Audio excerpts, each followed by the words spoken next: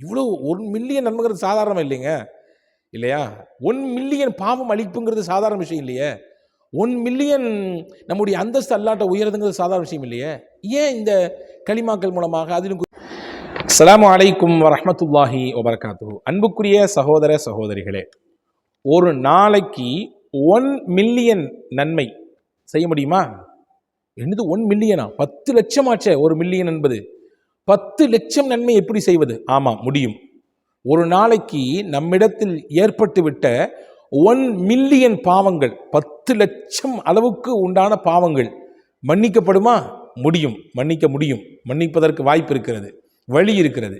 சரி, ஒரு நாளைக்கு நம்முடைய அந்தஸ்து அல்லாஹ்விடத்திலே 1 மில்லியன் அளவிற்கு உயர வேண்டுமா? 10 லட்சம் மடங்கு நம்முடைய அந்தஸ்து அல்லாஹ்விடத்திலே உயர வேண்டும். நமக்கான மறுமையினுடைய அந்தஸ்து அல்லாஹ்விடத்திலே 10 லட்சம் மடங்கு உயர வேண்டும். எப்படி முடியும்? முடியும். ரொம்ப ரொம்ப சிம்பிள்.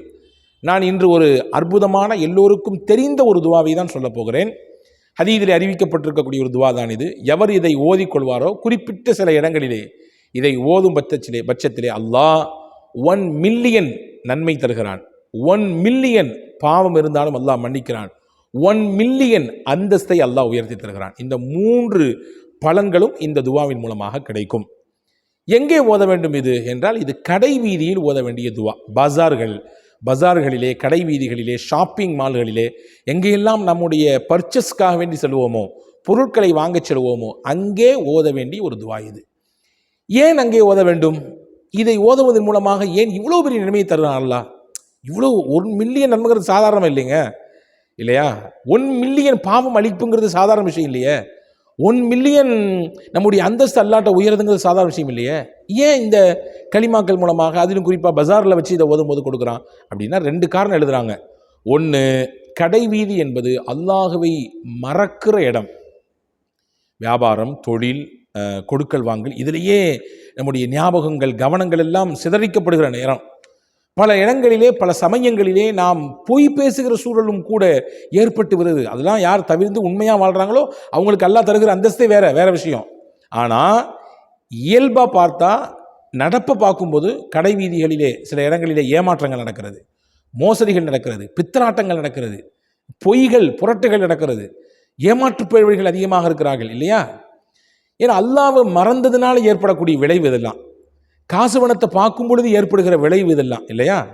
அப்போ இந்த இடத்தில், இந்த மாதிரியான விஷயங்கள் நடக்கக்கூடிய இடத்திலே அல்லாஹ்வை நினைவு வைத்து இந்த துவாவை ஓதும் பொழுது அல்லாஹ் அதற்கு பிரம்மாண்டமான கூலியை தருகிறான். 1. 2வது, இந்த துவாவில் அடங்கியிருக்கக்கூடிய சில வார்த்தைகள், அதற்காகவே நீ அல்லாஹ் கொடுக்கக்கூடிய மகிமை. இந்த துவாவில் என்ன வார்த்தைகள்லாம் அடங்கியிருக்கிறது? அல்லாஹ்வினுடைய ஏகத்துவம் அடங்கியிருக்கிறது. அதே போன்று இஸ்லாத்தினுடைய தாரக மந்திரமாக இருக்கக்கூடிய 2 அம்சங்களை தாங்கி இருக்கக்கூடிய லா இலாஹ இல்லல்லாஹ் என்ற வார்த்தை அடங்கியிருக்கிறது. அல்லாஹ்வினுடைய புகழ் அடங்கியிருக்கிறது. அல்லாஹ்விற்குரிய தன்மைகள் என்ன, இதுவெல்லாம் அடங்கியிருக்கிறது. இதெல்லாம் அடங்கினதுனால இந்த துவாவுக்கு சக்தி கூடிருச்சு, இதனுடைய பவர் ரொம்ப ஜாஸ்தி ஆயிடுச்சு. அதனால் அல்லாஹ்வுக்கு சந்தோஷம் ஏற்பட்டு அபரிமிதமான நன்மையை தர்றான், பிரம்மாண்டமான நன்மையை தர்றான். சரி, நான் 2 சொல்லிட்டேன்.